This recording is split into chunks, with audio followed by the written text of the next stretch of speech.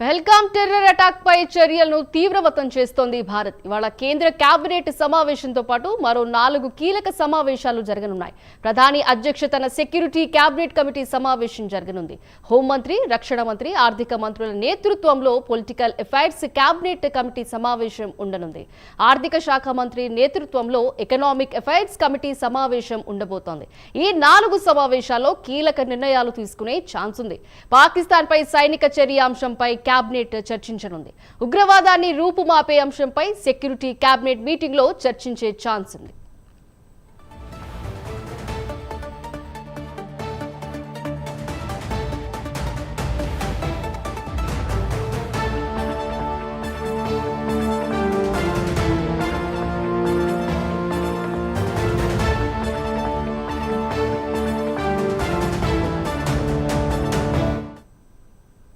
Pahalgam terror attack పై చర్యలను తీవ్రవతం చేస్తోంది భారత్. ఇవాళ కేంద్ర కేబినెట్ సమావేశంతో పాటు మరో 4 కీలక సమావేశాలు జరగనున్నాయి.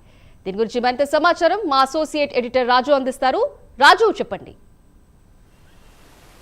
రైట్ సింధు, మొత్తానికి ఇవాళ ఒక బిగ్ డే అని చెప్పుకోవచ్చు. ఎందుకంటే ఇవాళ 4 కీలకమైనటువంటి సమావేశాలను భారత్ నిర్వహించబోతోంది. ఎస్పెషల్లీ ఈ సమావేశాలు ఏవైతున్నాయో వీటిలో తీసుకున్నటువంటి నిర్ణయాలు ఖచ్చితంగా భారత్ మీద సైనిక చర్యకు, పాకిస్తాన్ మీద సైనిక చర్యకు పూనుకుంటుంది అనేటటువంటి అనుమానాలను పాకిస్తాన్ వ్యక్తం చేస్తూ ఉంది. ఇప్పటికే ప్రధాని నరేంద్ర మోడీ అక్కడ ఉన్నటువంటి సైన్యానికి పూర్తి స్వేచ్ఛను కూడా ఇచ్చినటువంటి పరిస్థితి. అంతేకాకుండా సైన్యానికి సంబంధించినటువంటి, ఆర్మీకి సంబంధించినటువంటి శక్తి సామర్థ్యాల మీద పూర్తి స్థాయిలో ప్రధాని నమ్మకం పెట్టుకుని వాళ్ళకి పూర్తి స్థాయి స్వేచ్ఛను కూడా ఇచ్చినటువంటి సిచ్యువేషన్ ఉంది. అయితే ఇవాళ జరిగేటటువంటి ఈ 4 మీటింగ్స్ ఏమున్నాయో ఇవన్నీ కూడా చాలా కీలకమైనటువంటి సమావేశాలు, కొన్ని కీలకమైనటువంటి నిర్ణయాలు కూడా ఇందులో తీసుకోబోతున్నారు. ఎస్పెషల్లీ ఈ పహల్గాం టెర్రర్ అటాక్ తర్వాత తొలిసారిగా క్యాబినెట్ భేటీ జరగబోతోంది. క్యాబినెట్ భేటీకి క్యాబినెట్ మంత్రులతో కూడా హాజరవుతారు. క్యాబినెట్లో కొన్ని అంశాలను చర్చించబోతున్నారు. ఎస్పెషల్లీ పహల్గాం దాడి కావచ్చు, పహల్గాం దాడి తర్వాత చోటు చేసుకున్నటువంటి అంశాలు, ఇప్పటివరకు కూడా ప్రభుత్వం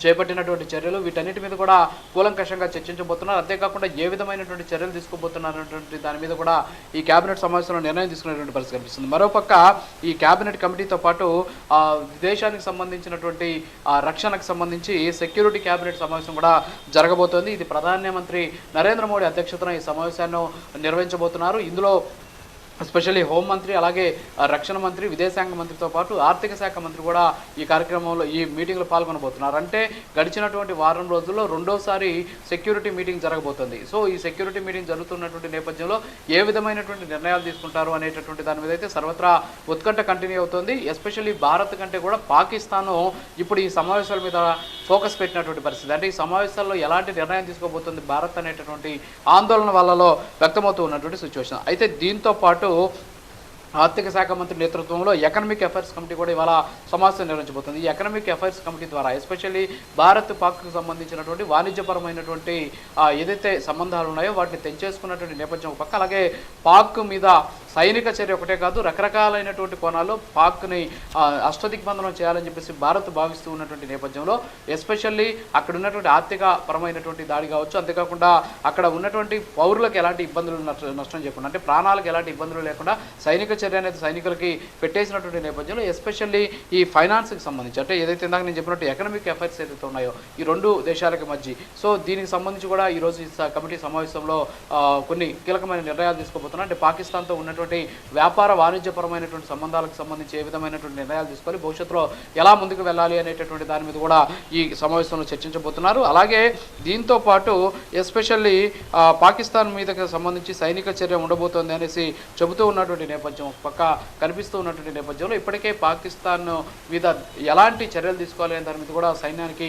పూర్తి స్వేచ్ఛను కూడా ఇచ్చినటువంటి పరిస్థితి. అంటే ఈరోజు ఏదైతే కేబినెట్ కమిటీ సమావేశం జరగబోతుంది, కేబినెట్ కమిటీ సమావేశంతో పాటు ఈ సెక్యూరిటీకి సంబంధించినటువంటి సమావేశం జరగబోతుంది. అలాగే ఈ పొలిటికల్ అఫైర్స్ కమిటీ, అంటే పొలిటికల్ అఫైర్స్ కమిటీ కూడా జరగబోతుంది ఈరోజు. ఈ పొలిటికల్ అఫైర్స్ కమిటీ సమావేశానికి హోంమంత్రి, రక్షణ శాఖ మంత్రి, అలాగే ఆర్థిక శాఖ మంత్రి అటెండ్ కాబోతున్నారు. అంటే ఈ పొలిటికల్ అఫైర్స్ కమిటీ సమావేశంలో కూడా కొన్ని కీలకమైన నిర్ణయాలు తీసుకుంటారు. ఎందుకంటే ఇప్పటికే కాంగ్రెస్ పార్టీకి సంబంధించి లేఖ రాసినటువంటి నేపథ్యంలో, అంటే ఆల్ పార్టీ సమావేశాన్ని ఏర్పాటు చేయడంతో పాటు ఏదైతే తక్షణమే పార్లమెంట్ సమావేశపరచండి అని చెప్పేసి వాళ్ళు ఇప్పటికే కోరినటువంటి నేపథ్యంలో ఇది పొలిటికల్ అఫైర్స్ కమిటీ ఏదైతే ఉందో ఇది నిర్ణయం తీసుకునేటటువంటి అవకాశాలు కనిపిస్తున్నాయి. అంటే పార్లమెంట్ ఏమన్నా తక్షణం అంటే ఈ ఘటన జరిగింది కాబట్టి వెంటనే సమావేశపరచాలా లేదా అనే దాని మీద కూడా నిర్ణయం తీసుకునే అవకాశం ఉన్నాయి. సో ఒకటి వచ్చేసి ఈరోజు కేంద్ర కేబినెట్ సమావేశం, రెండోది వచ్చేసి ఏదైతే ఈ సెక్యూరిటీకి సంబంధించినటువంటి కేబినెట్ సమావేశం, మూడోది వచ్చేసి పొలిటికల్ అఫైర్స్కి సంబంధించినటువంటి సమావేశం, అలాగే నాలుగోది వచ్చేసి ఎకనామిక్ అఫైర్స్ కమిటీ సమావేశం. సో ఈ 4 సమావేశాలు ఈరోజు చాలా కీలకమైనటువంటి సమావేశాలు. సో ఈ సమావేశాలకు సంబంధించి తీసుకునేటటువంటి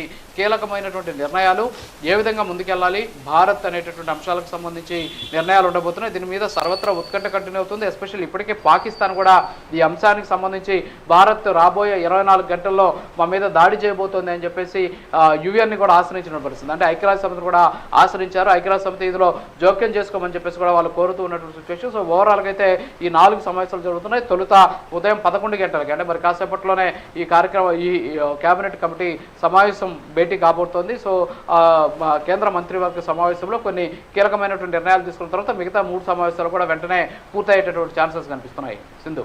రైట్, థ్యాంక్ యూ రాజు.